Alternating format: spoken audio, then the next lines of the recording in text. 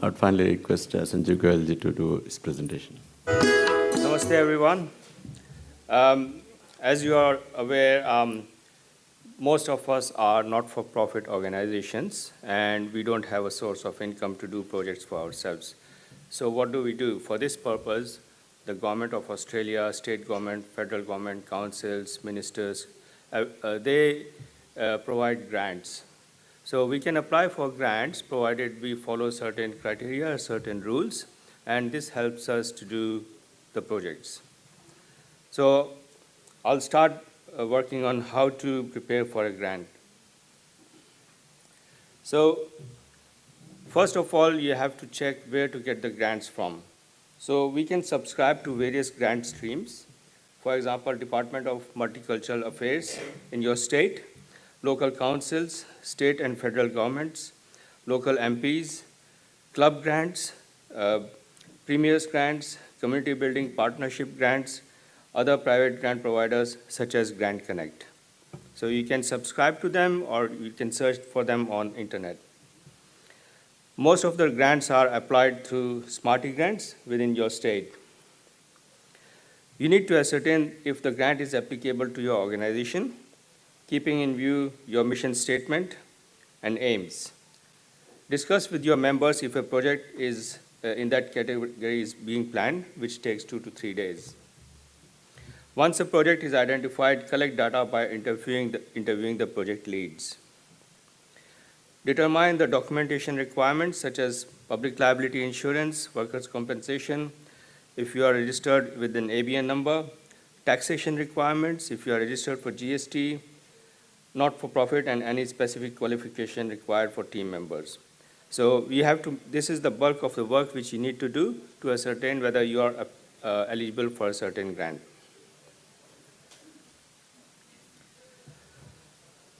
You should ascertain that you can qualify or respond to the assessment criteria. This is very important. All the grant providers have certain assessment criteria which you need to fulfill.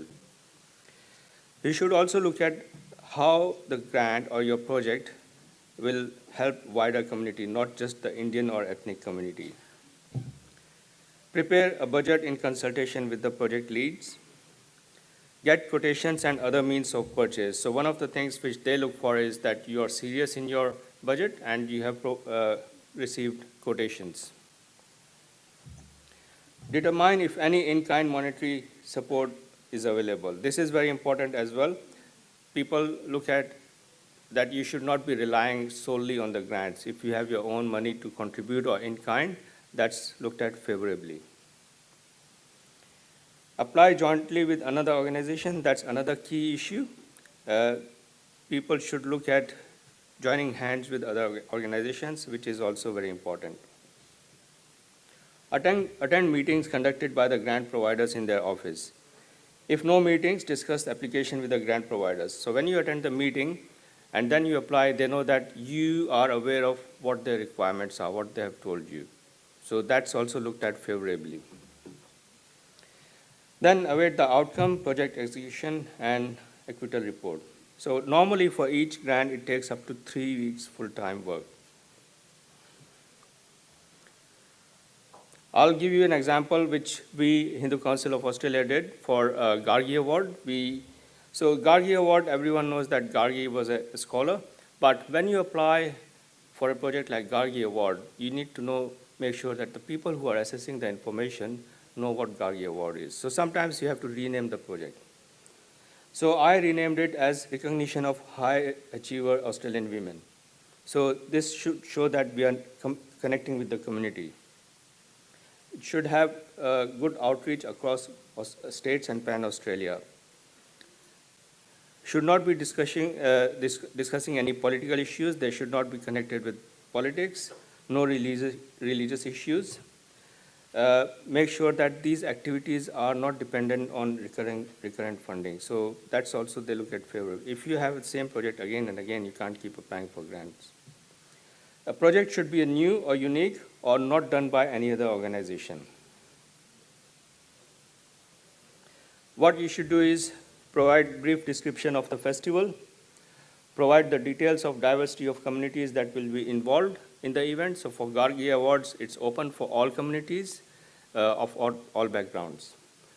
Demonstrate how the event will measure outcomes. Demonstrate how you will meet New South Wales health guidelines, for example, during COVID-19 regulations, and outline how you will collect attendance data to be shared with Multicultural New South Wales after the event. One of the key aspects is budget. So budget should be realistic. You can't just say, okay, $10,000 grant, 2,000 for this, 3,000 for this, 5,000 for this. No, yeah, it has to be realistic. So this is a typical budget which I produced for Gargi Awards.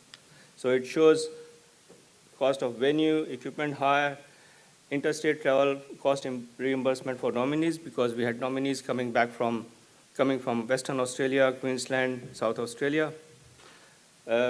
Any mementos, any printing charges, photography. These are some sort of examples which are generally accepted in grants.